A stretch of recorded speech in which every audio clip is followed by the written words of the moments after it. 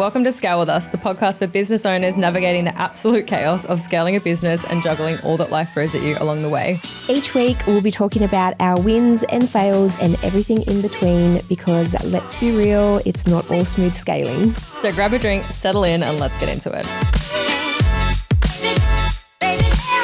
Well, hi, how are we? Hi. Nice to see you. Nice to This see feels you. very formal. I know. More formal than our normal conversations. Yeah. Over voice messages and I know, but here we are in the podcast studio. very excited. Yeah. And we're having a little champagne to toast our first ever episode. Oh, that was a good clink. That was a good start. Cheers. Well, it's a good intro to the start of our podcast because we want to start every episode with a little segment called What Are We Drinking and What Are We Thinking? Yeah. So obviously today we've got a very nice bottle of champagne pop to celebrate our podcast, but also the start of a new year. Yes. But also I suppose it's just a moment for us to check in and go, what's on your mind? Like, what are you thinking about at the moment? Yeah, well, obviously, first day in the podcast studio, so just thinking about that and very excited that we've taken the leap to do this. We've been talking about it for a while. We have many chats all day, every day, and a lot of it we often think should be recorded, whether it's about family or business. Not all of it should be recorded. But maybe not all public, no. But we'd probably have enough, if we went back through all our voice notes, we'd probably have enough hours to Absolutely. launch a whole season of a podcast. Yeah.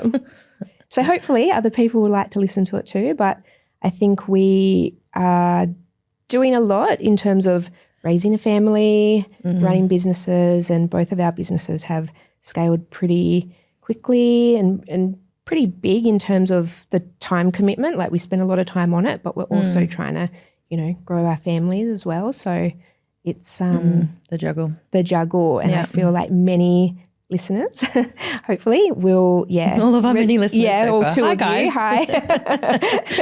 Hi. Hopefully it resonates. Yeah.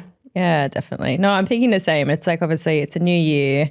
This is a new project and venture for us. And I think it's a time of year where everyone's sort of thinking about what they want to achieve for the year. And there's probably a few risks that, people are thinking about taking or different directions to go in. So I think just, proud of us and cheers to us for taking a risk and going in a new direction, which is just going to, help us, I suppose, reach more people and support more people because that's what we're doing each day in our businesses. And I think it's the family side of it as well. Like every time I talk about like juggling and the struggles and every time I show up, even real on my socials and stuff, I get so many people say, thank you for sharing all of that. So we hope to be able to, well, I was going to say impart our wisdom. I don't think we have any idea what we're doing most days, but sometimes I hope it just makes people feel a little less alone on the journey of growing and scaling a business and the time and the energy and the headspace and the mental breakdowns that come along with it on a day-to-day basis. I know you and I probably both been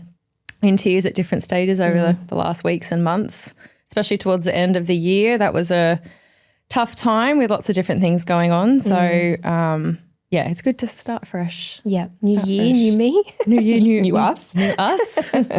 Yeah, totally. That's the thing, isn't it? It's funny though because I saw that Alex Hormozy quote the other day and it says, what does it say? It says new year, new you, ? And then I think it says, new habits, new you. And I thought that was really cool because it's like, it's not about just proclaiming that you're going to be someone different. It's actually about like what you're going to do each day that's going to make the biggest difference. Yeah. And that's what I talk about with my clients as well. It's like goals and aspirations are good, but it's like who do you need to be each day that's probably going to make the most difference? Like what do you think you're going to focus on for yourself this year? Because it's like outside of the business, like your habits are going to fuel your success. So what do you think you're going to focus on for you this year? Definitely for me, it will be health and fitness. We're into the gym right now. Hey? Yeah, gym girls. No, I used to actually, be really heavily into the gym. And then, of course, kids come along and business and it gets put to the side. Yeah. And I think it contributes a lot to your mental state. So I always think in the morning, I've got to get the girls to daycare. And then while I'm rushing around packing bags and my team start really early in the morning. They just, Sheila, she's up 24/7, I feel like. But she's always working. So I'm answering her messages like whilst you're trying to get the kids ready and everything, right? Yeah. So trying to juggle all that, and then I drop the girls at daycare and I come back and I think, oh, I'll just jump straight on the computer because there's always so much to do, you know. You mean like instead of going to the gym? Yeah. Whereas I could absolutely go to the gym, get a quick workout, you know. But in the morning I think, oh yeah, I'll find time during the day. But you just don't. You get busy. So I think for me, I have to make that a priority. I'm the queen of like excuses. Like if I don't go in the morning, like, and I'll have the same because I've got the drop off and everything to do. And it's hard because for me, I've got like limited hours and I battle with that. Like it feels like if I want to go to the gym and work out, it eats into my work day, which is, it sounds like what you're always like, okay, I know I just need to get started and get some things done. But if I don't do it then, like I'm the queen of like, oh, too busy, well, like I'm too tired. Well, like I'm a bit tired. I probably don't quite have enough time for a full workout before I pick up the kids this evening. So like I'll probably just save it for tomorrow. Whereas it's actually funny because yesterday, like I knew I wouldn't have the full, you know, the hour that you need at the gym. And I was like, just go, like just do 20 minutes or 30 minutes. And I went and of course, like I felt better about that. And then I was like, well, you know, all those times where I'm just doing that, but if I just kept going, like even the halves when I could, that would add up over time. And I'd be a bodybuilder by the end of the year. We'd be so skinny. No, and I don't know why, but I feel like I've got to justify, like it's, if I'm listening to a podcast or some training, you know, whatever. Or like while you're working While out. I'm working, and I feel like it's a productive workout. Yeah. And my husband Clint, he's always like, you shouldn't have your phone because I'll do a set of something and then I'll be checking my phone or writing. And it does take longer. It takes longer and it's, you know, it's distracting. Whereas I should just put a podcast on or leave my phone in the car and just get it done. So I think I need the music though. I can't work out without music. Like talk about excuses. Like I've driven to the gym and got to the gym and walked into the gym and gone, oh, I don't have my headphones. I can't work out. So totally. I get it because like, yes, if you're there, it's like it's distracting and I'm like, I'm the same. I'm like, how can I do this but be more productive at the same time? And I find that even with anything, I'll be like just at home with the kids and that's something I really struggle with, like just to switch off and spend time with them. I'm like, this is not productive. Like the high achiever side of me is like totally just not okay with sitting still. It's even like if the kids are away with their dad or anything for the weekend, like for me to do nothing. I did it last weekend. I binge watched something, but that's because I was hungover, right? So I didn't have that high level of motivation. But like usually I'm like, it's very hard. I'll choose to work if I have spare time. Yeah, me too. Yeah. Me too. Yeah, because we love it, like right? That. It's our business. We're trying to grow it. There's always something to do and we don't feel like it's actual work a lot of the time. We are just actually passionate about what we do and our clients and their results. So yeah, I get it. So I think new year, you know, different priorities still, you know, family and work and all of that, but health is so important. So prioritising that a bit more and Yeah, I would agree. I'd feel the same way. Like I think last year I was probably the most consistent with like, you know, working out and it wasn't necessarily to, you know, well, of course we want to be a little bit slimmer and skinnier and everything else. And it was more like those foundational habits, like going to the gym 3 or 4 times a week was really good for like mental health wise as well. And then I found like if I wasn't working out, like I just was like a lot more on edge. Yeah. So it's almost like, no, even those days I know I don't want to do it, but if I don't do it, it's even like when my kids like make us, oh, Mum, don't go to the gym and stuff. And I'll be like, well, what happens if Mummy doesn't go to the gym? Oh, you'll get cranky. Yes. So Mummy go to the gym and then that's like, it's that diffuser and regulator for me. So I think that definitely I've got those foundational habits, but I think I've got some like, you know, body goals that I would like to achieve this year. You know, as we probably all do at this new time of the year. But yeah, probably I think it's probably like that balance piece we were talking about. It's probably finding ways to be able to switch off a little bit more. Like I've got a pile of books next to my bed and I keep saying like I want to read, like when I go to bed and stuff and like I just, the pile of books just keeps growing and growing. And then it's like a pile of guilt. It just stares at me every night before I go to bed. Audio books at the gym. Well, the audio books are great, right? But then I'm like, but I've got all these podcasts I want to listen to. So I think trying to find ways, because a couple of years ago I was quite more into, I do the meditation and stuff, and that's really probably dropped off a lot the last couple of years of when you're really sort of just pushing full tilt in those seasons of business, like a lot of those things that kept me probably feeling more regulated and balanced have dropped off. So I think it's like I really want to commit to like even in the evenings, like not being on my phone. Like you and I are actually the worst at this. We are the worst. We might be like, okay, cool, like switching off for the day, and then we just send each other reels till like 11 o'clock at night. Yeah. Or I'll like wake up in the morning and it's like 4 Instagram messages from Jess, and I've just got like all the funny reels, but then I've actually seen all those reels because our algorithms must be programmed. We're in sync, totally. Exactly the same. So I think that for me, like spending less time on socials this year, I think is going to be a real, I'm going to say a challenge, because it is really challenging. Like, I don't know about you, like I just find like I just pick it up and just like check everything constantly. Yeah. And it's like I'm not giving my brain any of that space to just decompress and think and be calmer. And because I think it actually adds to that like stress and overwhelm, because you're constantly feeling like there's so much to check and keep on top of. Yeah, absolutely. I think we justify it to ourselves as, we want ideas or inspiration for our own reels or our own social. What's everyone else doing? Yes. Is there a trend we've got to jump on? That's not what we're sending each other late at night but then recently. when we're on there, we're like, oh, look at this funny reel about, someone doing something. We're programmed with a lot of like, mum humour. Yeah. Skincare. Yeah, which is like there's a time and a place, right? Like every now and again it's like really funny to send them to each other and connect, but we absolutely have to keep each other accountable with that sort of stuff, because we are actually the worst at it. I'd say we're not the worst. Well, let's not be really harsh on ourselves, but maybe we do need that like harsh reality to kind of make a change. And like there are other things, as I said, there's other things I want to be doing in the evening. But it's almost like that time thing I was talking about before. I'm like, oh, I've only got like an hour before I go to sleep. I don't have time to read a book. Like, but I'll just scroll for an hour.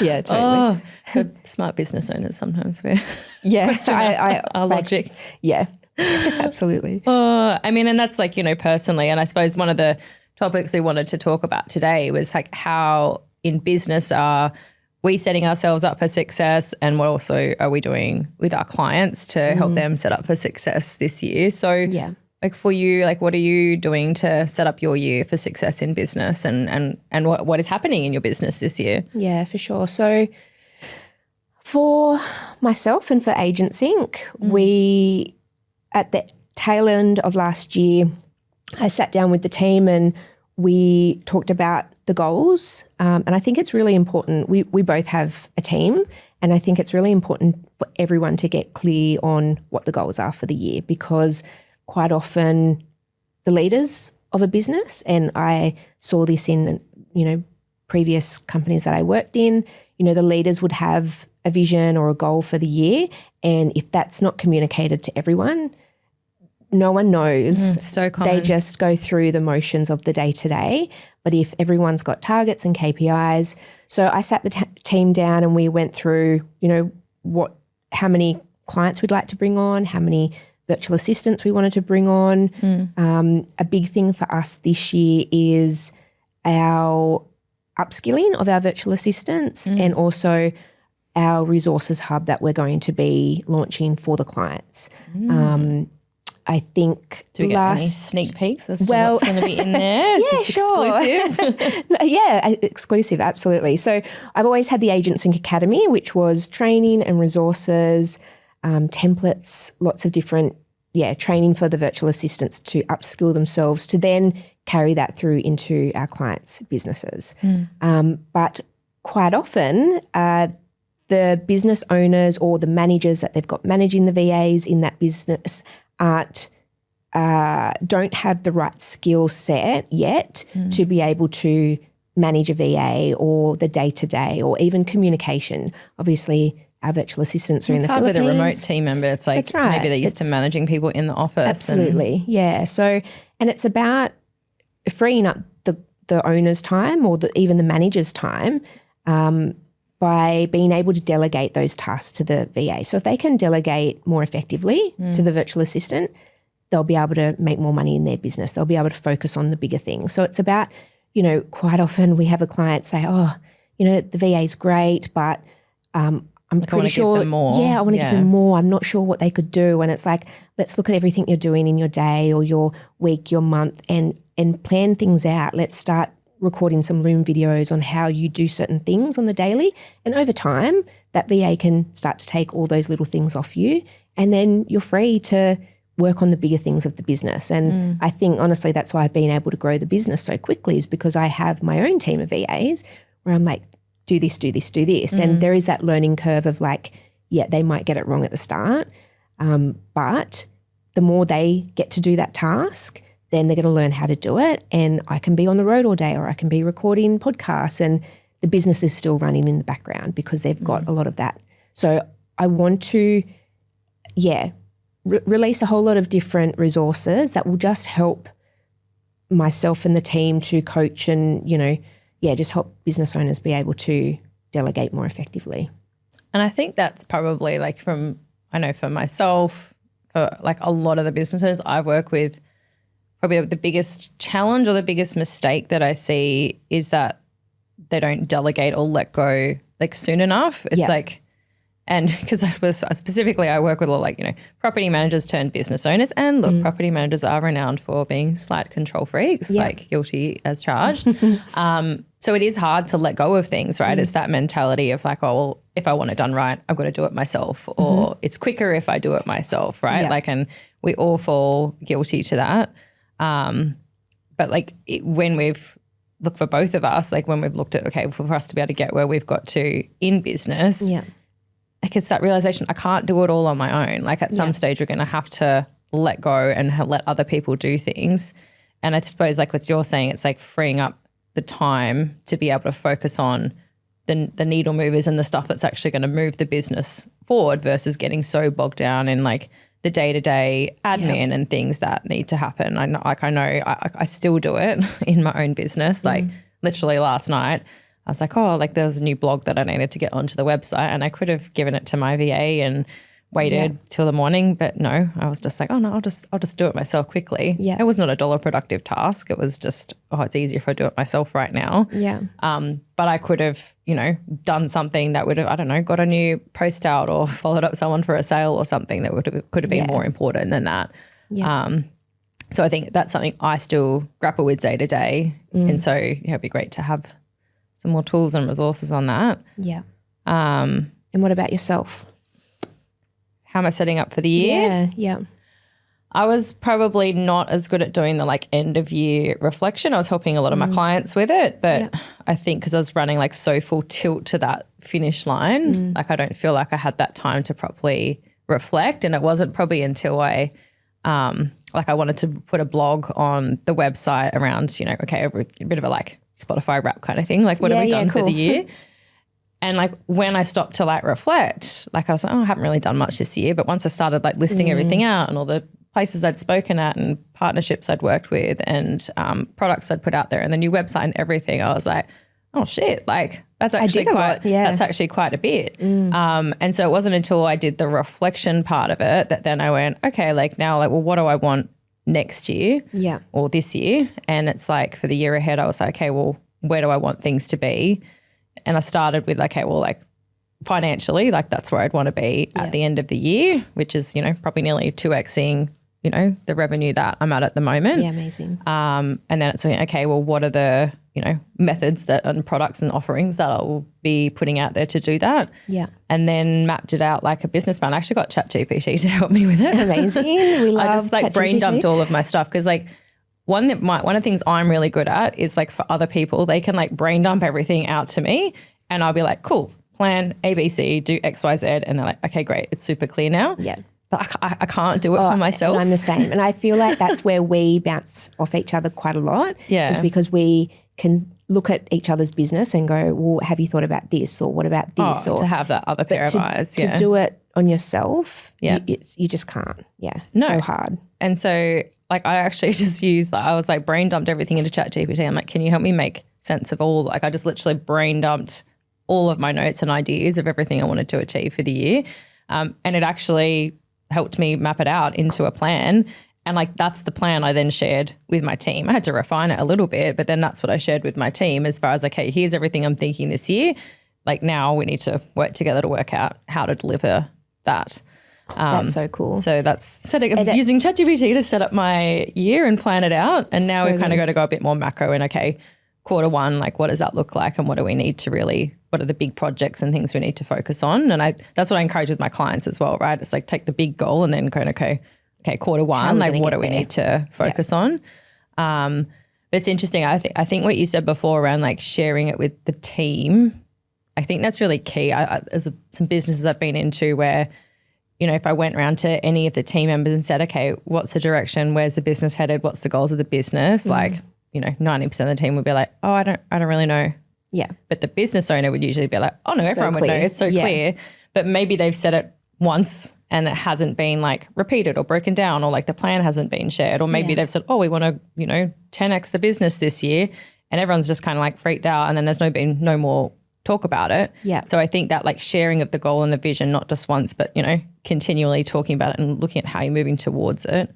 Totally. I was like, got a like an analogy I used in my coaching sometimes. It's like if you had a ship, like let's say it's the Titanic, but the Titanic sunk, but that's probably not a good analogy to use. We don't want the ship to sink. Let's not let the ship sink. But it's like, okay, well, if you're on the ship and everyone's working, but no one knows where the ship is headed, right? So everyone's just kind of working, but you're just floating in the middle of the ocean, right? And like those are the businesses where they don't get to where they're going, right? Or they have goals and they're not quite ever really making it there. But like if the captain's like, cool, here's where we're headed, here's the map, like sharing that plan and navigation, and you need to do this, this, this, and here's how we're progressing and we're halfway there. And like those are the businesses that are actually every year on year, like moving towards their goals, if that makes sense. Totally. And I don't know if it was a reel that you sent me or someone sent me, but it was like probably.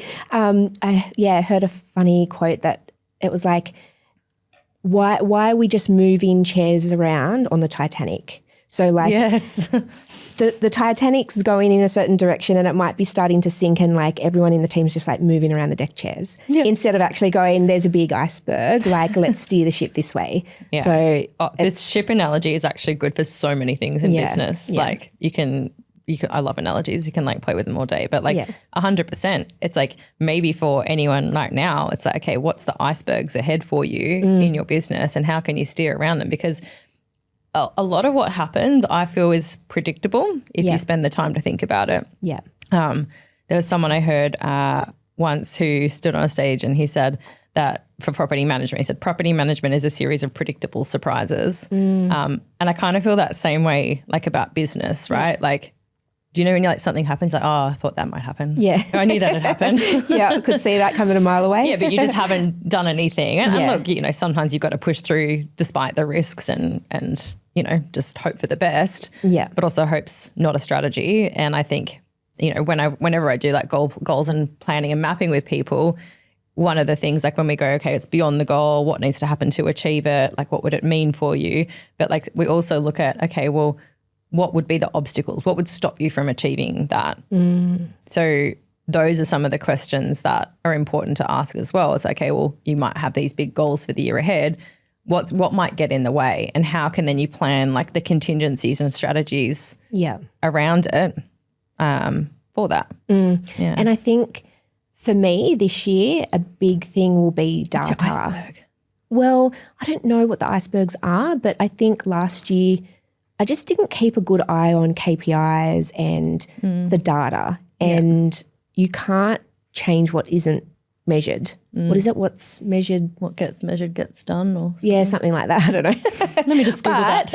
But if you've got certain like KPIs and you've got the data there, you can make the tweaks along the way to make those changes. If you get to the end of the year and we didn't hit our goals, but you weren't tracking anything during the year, you kind of wasted the whole year of like just trying to figure it out. So I think my business is only 2.5 years old and like it's grown very quickly. And I think from the first year to second year, I was kind of like, oh, this is great. Like it's growing. But then money and wow. Yeah. But then it like gets to a point and you're like, okay, something now needs to change. But I didn't know what because I wasn't really measuring. I had like the big like money in, money out because you see that on the daily. But, you know, you can throw 10 grand at Facebook ads and not get the return. And it's like, okay, what's going on here? So I think for a lot of our clients as well, it's having the data. So when you communicate those goals with the team, you know, and I think take them with you, like on the ride, like have certain goals in place and have a reward for them. KPIs, you get a bonus, or we'll do a big, you know, end of financial year trip somewhere. They're the ones working every day in your business for your business to reach that goal. I know. I think that gets forgotten sometimes. It really does. Yeah. And I mean, it's hard. I see a lot, we're obviously in the real estate space. There's a lot of, this might be, you know, a bit confrontational for some people, but there are still a lot of business owners that, you know, use their business technically like an ATM machine. Yeah. Right. And so every ounce of profit is going into their profit, their pocket, funding their lifestyle, you know. And so then a property manager comes like, oh, could I have a pay rise, or can we get money to pay for this software or a VA or whatever it is? And they're like, oh, no. Yeah. Because that $2,000 a month is going to come off my, you know, my bottom line. Right. Yeah. And so it limits them so much. And like they won't be the businesses that are still going to be here in 10 years time. Right. Because the staff will leave, the customers will leave because they're not evolving. And I think that, you know, like what you're saying, and like for that vision to be shared, it allows, you know, you to invest in things that are going to be important for that growth, and invest in the team and hear their ideas. And, you know, because all of that's well and good. You share the vision, you want to bring people along. But if then, you know, someone from the engine room says like, oh, hey, I've just got an idea on how we can do this better. And you're like, oh, no. I know where we're going. Yeah. Right. But they're the expert in that space, like that could get you there faster. Like why are so many business owners, you know, not listening to that? And people, you know, obviously we all work for money. So they're there in their job, and they might have a great salary. How many hours are they spending like to build your business? And if you can incentivize them, they're going to work harder. They're going to see that they can make more money. And that's what, you know, we encourage a lot of our clients to do with the VAs, because obviously, you know, a little bit of money to them is a lot. So to incentivize them, it might be an extra, you know, $100 a month or something, which to a business owner isn't a lot of money, but to a VA, that is like, it's a lot of money. Yeah. So and they will work so hard for that. And same with people in offices, like we're all there to make money. So totally have the goals for 2025, you know, look at the data, keep track of the data, but have your team of people in the office, whether it's, you know, a team of property managers, agents, you know, sales associates, whatever it may be, but have some goals, KPIs, and make it not about you've got to hit this so you can keep your job. It's like you're in this role because you obviously have goals for your career as well. So let's help, you know, get you there quicker as well. Yeah, for sure. And it is hard. I was chatting to a client just this week around they've recognized that, you know, like they're on the train, right? They're on like, cool, I want to grow my business. I want to go to the next level. We've, you know, done things like we've done the forecast, we've got the budgets, we've got those KPIs, like, and we're making the changes and moving things forwards. But, and I said this to him at the start, he's now got his team members very, very clear that they're not on the growth train. Like they don't want to change. They don't want to grow and evolve. Like even with, wouldn't really matter about money or anything. They're just stuck in their ways. And so, and I said to him, I was like, when you go on this path and you have team, like it may be that the team that you have now is not going to be the team that you have in 12 months time, because once you start to push and make changes and raise your standards and raise the bar, like there's going to be some people that liked the cruisier version, that like to just come in and do their job. And they could go, you know, they might find an office down the road where that works for them and it works for the business owner. But I think that's why you've got to get clear on where the business is going and make sure you've got the right people on the boat. Not on the train, the boat. Oh, I just jumped across to a train analogy. I'm merging my analogies. Whatever form of transport it is. Whichever form of transport floats your boat. Oh, totally. I love it. But yeah, absolutely. The team that got you to where you are might not be the team that gets you to the next. And we're not saying go and fire everyone, but some people just self-select. No, but it becomes it becomes clear. And like I think it's when maybe if as a business owner, if you're not clear where you're going, because I probably had a few years in business. If someone's sort of like, where are you going? I'd be like, oh, I don't know. I'm just making money and paying the bills and I'm getting by. Yeah. And it probably wasn't until I got really clear with, you know, okay, where am I headed? not just this year, but like where would I want to see the business in 5 years, 10 years? And so, okay, so what would the next year need to look like to work towards that? I think when a business owner does that, it's like they've reignited something, and then they go on the path of doing the things and getting the help and doing the actions that they need to move things forwards. Yeah. And that I think the communication with the team is the kind of vital part of it, because I think some either don't know and don't share, or some know and don't share. Yep. But then the ones that like know it and share it, and like what you're talking about with having like the metrics around it, it's like, no, it's not cool. Like we want to go, to this destination, but we've got no like GPS telling us where we are along the way. So it's like the end of month metrics. Hey, we've done really well this month, or maybe we haven't like grown forwards. Maybe it's like the rent roll, we haven't grown, but like, hey, look, wow, we've smashed our arrears this month. Like we've got all of that down. We've put X, Y, Z into place, and sharing those wins. It's like, hey, this is moving us further towards our destination. Yeah. Yeah. Love it. Anything else for the year ahead? Ooh. Setting it up for success. What else? I think, and I obviously preach this a lot because it's what I do, virtual assistants and growing the team.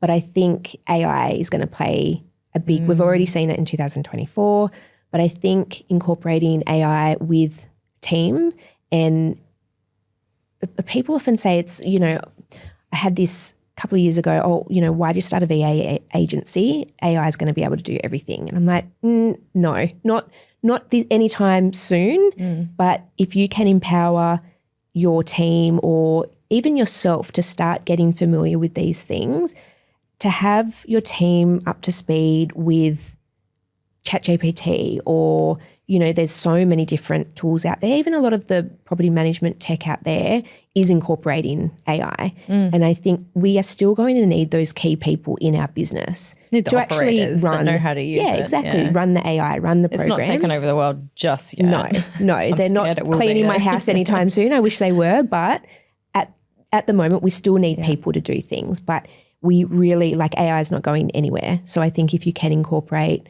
team here in Australia, obviously, to do things overseas, whatever, but you have to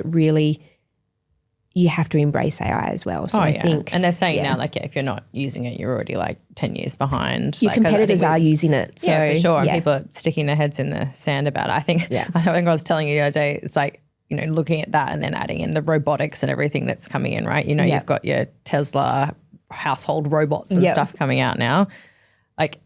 It's wild. We're literally heading to one of those sci-fi iRobot kind of movies. Yeah. And, oh my God. And I was telling you about that movie where the, I cannot, this is going to be, I'll put it in the show notes. I can't remember the name of the movie, but the house has a robot maid because the mum's sick or something. And then the dad sleeps with the AI robot, and then she goes nuts and crazy and tries to break up the whole family. And it seems so far-fetched, but then I'm at the end of it going oh, damn, that's probably it's not too far off. 20 years, 30 years, probably sooner. Probably a lot sooner, It's just the robots don't look very attractive right now. I wouldn't be sleeping with one. Not anytime soon. Anyway, well, I think, next episode we're going to dive much more into industry predictions and probably a bit more of that. Yep. But we have a little end segment that we're going to do, which is called the wildcard session, where we've put some random questions into a jar. Well, we couldn't find a jar. Bowl. We have a bowl.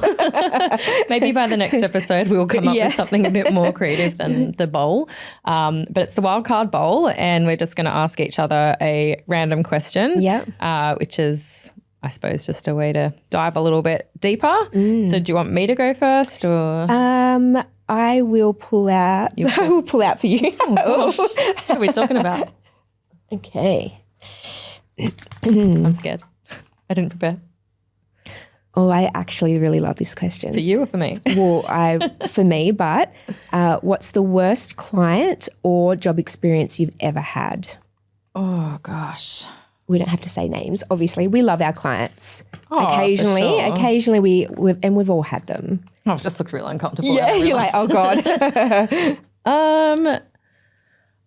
It's really It's really tough because, and I struggle with this because I always, maybe it's my mindset, I always find a way to go, okay, well, like, what can I learn? What can it teach me? And I always, even when people drive me back like bonkers or like I get frustrated with someone, I always try and look at it from, okay, well, why are they like that? What's, you know, what's been their experience and led to that? So I really struggle with this. I suppose maybe not a specific client, but I suppose the ones that like I really have a hard time as a consultant and a coach is where I think they want me to come in and like magically solve all of their problems like in a day. But more often than not, like the problem in the business, they think the problem is the staff and the team and the process and all of those type of things. And sadly, 99% of the time, fish rots at the head and the problem is them. And I suppose maybe it's not the worst client. Like it's the toughest ones I have to deal with because like I usually, you know, have to have some tough conversations with the business owner to be able to kind of go, all right, well, you know, nothing's going to change if you don't change. Totally. And sometimes like they're willing to change and do the work, but sometimes they're not. And I've had to, you know, haven't really had to let go of too many clients. I've had to let go of a client, you know, recently where I really realized, okay, well, I'm doing all the things and some people just can't be helped. Like no, and like they're not bad people. No, they're great people. not. But you know, I could just see that the blame finger was coming to me, right? Yeah. And like I'm confident enough now where I'm at in my career. Like I know what I'm doing. I help lots of businesses every day and we have lots of success. And yeah, I had to sort of say, look, I don't think it's working out. Yeah. And that was all fine. Like, but I think it's not maybe the worst client experience. It's probably, the ones I find most challenging. And I think because for me, if I reflect internally, it means I have to put my big girl pants on and step into a place of what might turn into a conflict, right? And I've always sort of struggled with confrontation and it's probably only as I've got older that I'm willing to, you know, have more of the tougher conversation. But I suppose, it's I feel that a lot as well because quite often people think getting a VA will change, like will magically come in and solve all their problems. And I think that's why this year I do want to focus on a lot more resources to help the client be able to delegate more effectively. Yeah. But sometimes, it's them. And like we can have a great VA and we can go and place them with a different client and they absolutely thrive with each other because it's same a better, for any staff member, right? Fit. Like it's just. But sometimes it's just that owner, they're too busy and they're trying to do things on the fly and it's like you do need to spend some time to work it out to see if, you know, if they can communicate better and get it sorted. But sometimes it is just that business owner for sure. And I think I also struggle with, it's like what we were talking about before, I do struggle with the business owners who can't see the value in acknowledging, rewarding, supporting the team and have more of like that scarcity. I've got to keep it all for myself and don't see the benefit of like, okay, if I practice, you know, generosity, like strategic planned generosity with my team, like I'll be rewarded for that. Like, you know, I can remember one business owner where their team was asking for not unreasonable pay increases, right? Yeah. Like property management team, you know, the back office that always, you know, gets just pushed to the side. And the sales team are always running around with their new car and their flashy commission checks. And this team's been told that there's no room in the business for pay increases. And meanwhile, the director's coming down the next day going like, oh, I just bought my new jet ski and I don't know where I'm going to put it now. I have to build a whole new garage for my new jet ski. And I'm just that's like crazy. Feeling for every single one of those girls in that office, just going, wow, there's just not like there's a, you know, lost touch with what it's like to reality, for be sure. in that seat. So I can't remember what the actual, was it the worst client, worst job? Well, there was two questions in one, I guess. Worst client or worst job or experience? Worst, So I think, What about you? For me, it very similar to yours, but I think I'll go the worst job experience. So I remember. I'm going to go to your LinkedIn now. Ooh, no, I would have been very early 20s and living on the Gold Coast with my now husband. But I started a position and it was going to be, I didn't end up even arriving on my first day because I was so put off by how he presented me with the job that I'd just got. What happened? Well, he rang me up and actually it was in the interview, and he was like, yep, you've got the job. And this is for actually a really, really big Australian real estate franchise. No names. No names. But we love you all. he said, yeah, like I'd love for you to start. You'll be my like PA, personal assistant. And I said, oh, okay, amazing, great. Like, yep, I'd love it. When do I start? And he said, oh, you can start on Monday. And then he said to me, this is going to be really great. You're going to be able to pick up my kids from school, make them sandwiches.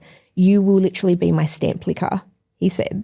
A stamp licker? Yeah, you will be my stamp licker. And I thought, what? And this was, What does it even mean? I know. Nobody knows what it means. What? I mean, back then you did lick stamps, but I thought, wow, that's like, I thought I was going to work. Now, right? Yeah, exactly. Stamps already come pre-sticky, but I just thought. I haven't sent anything in so long, except for like returns to the post office. Yeah, and to Iconic. Yeah. No, but I just thought, wow, that's what he doesn't see the value that I could bring. He wants a stamp linker. Yeah, he just wanted if the position was to actually be a personal assistant. You would be like head stamp linker. You wouldn't just be a stamp exactly, yeah.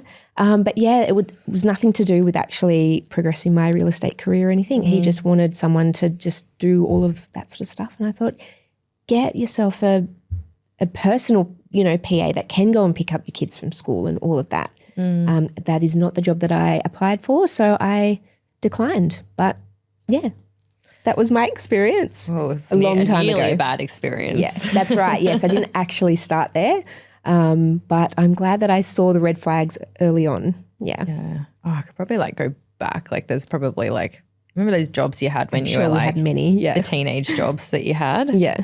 It's funny though on the bad experiences because like at the moment, like I have a lot of like clients even in like my mastermind saying, oh, I've got this like really challenging like owner. And I know like for a lot of business owners like with like rent rolls or property managers that are managing portfolios, like there's some really challenging clients to deal with. And it's like, what's that line between needing to, okay, like you've got to manage some difficult clients from time to time to like, what's the line to go, okay, that person's just an absolute dickhead, like not aligned with us, like treating my staff badly. Like it's like, what's that line going to be? Like I think someone was saying the other day that a landlord had like been quite verbally abusive to someone, but had then apologized, and then they're like, do I fire that client or do I keep the client on, to keep my team happy? Yeah. And then the team's kind of getting up in arms going, can't believe you're not doing anything about this. And they're like, okay, well, it is the business owner is then, okay, well, it's a, $2,000 a week property. It's good income for the business, future sales potential. And so they've got that like grappling, do I, don't I, of around getting rid of the client. I think if it was a one-time thing, you could have a conversation with that client, have a conversation with the team and express to the team that, you have spoken to them, you've addressed Which they did, right? They went to the client, they said, hey, that's not on, you can't speak to the team like that. They did apologise, said, sorry, I was having like a shit time, shit day, shit year, shit life, whatever was going on for them. But then she was like, now I've got the team kind of like, what are you going to do? And she's like, well, I feel like it's solved. Like, but it's interesting because there's also, I find I've got a lot of smaller business owners where at the start of the business, they take on everyone because they're just like, I've got to grow. Like I've got to just, get to that income level. And I say to them now, it's like, I think you're allowed to be more discerning with who you bring on. If you meet someone and they're not aligned or they don't want to pay your fees or any of those type of things, like it's all right to say, hey, no, we're not aligned, right? Like I think you had one recently where it's like you had to say, hey, I don't think our businesses are aligned to be working together. And maybe you wouldn't have done that in your first, 6 months of business because you would have been like, okay, they're paying me money, like I'll just hold on to them. Like literally, I was taking on any type of client for any amount of hours a week and you just get to the point and I hadn't realised how much grief she was giving my team until one of them came to me and said, look, this is what's happening. She wants this, this and this and this changed. And I was like, why are we constantly trying to change our business model for this person who I thought was still a full-time client, but they dropped the hours right back. And the amount of time that it was taking. Always the ones that, team, they pay the least and they take up the most amount of your time. And I said, she's got to go. I'm sorry. And yeah. And I explained that to her. But you as a business owner jumped in. I had to. Yeah. Because you could see the toll it was taking on your team. Because I see that as well a lot of the time with where the business owners don't jump in and like the property manager's like, hey, I'm dealing with these You've got to. dickheads all the time. Like I think you do have to jump in and say, hey, like I've got this, or that they feel comfortable to escalate it to you. And like, I think there are some circumstances where, you do need to make that tough call and say, hey, this isn't working out. And but there's a fear around that, right? I bet you were scared of, what if that person goes and like blasts me on Google reviews? Oh, totally. But I think I had to put the mirror up a little bit for her, and because she wanted us to pay for certain things or cover the cost of the VA for a certain amount of time. And I said, and she was saying, I'm a small business owner, I can't afford that. And I was like, but myself as a small business owner can't afford to cover this VA working in your business. Like, it was for the training, right? Like she wanted you to pay for the training for her processes. Correct. Yeah. Yeah.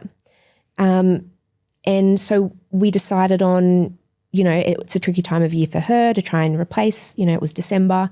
And I said, look, the VA is happy to stay till the end of December. That gives you a good 3 weeks to find someone else. And, and she was grateful in the end that she could see it wasn't working for both sides, but we'd given her a couple of weeks. We didn't just kind of cut it short then.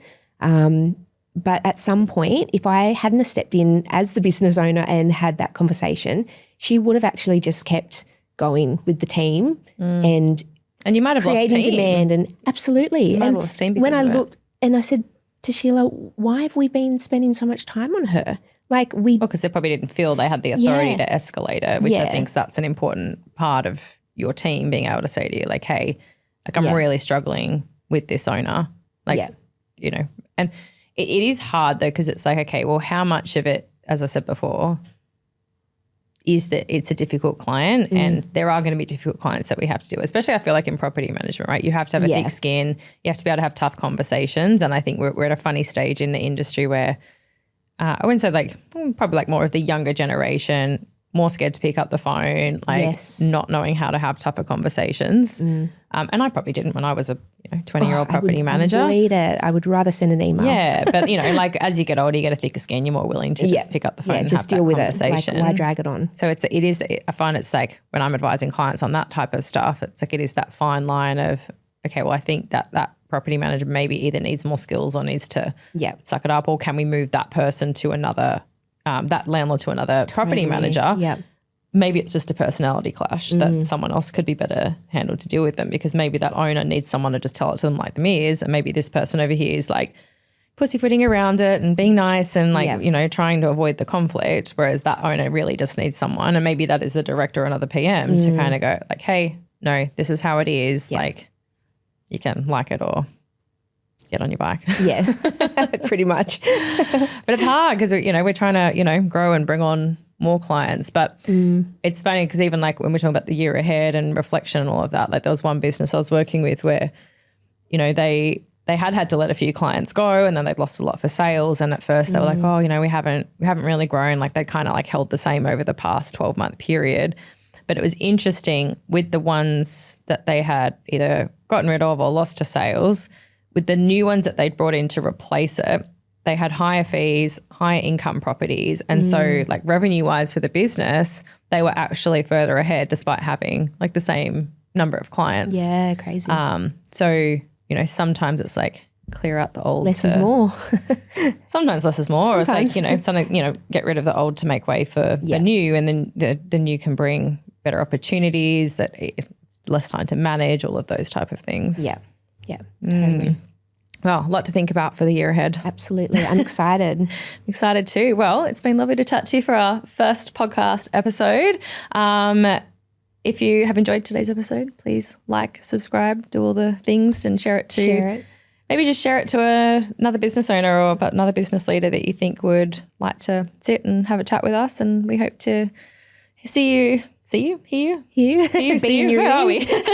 We'll be somewhere up there in the cloud and the universe of the podcasts. And we'll be in your ear holes next week. Bye, guys. Bye.